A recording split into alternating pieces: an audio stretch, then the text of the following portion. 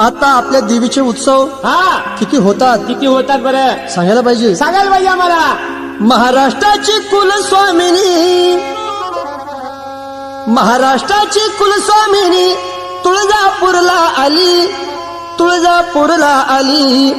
उत्सव करती भक्त तिचे कितीतरी मंडळी, उत्सव करती भक्त तिचे कितीतरी मंडळी.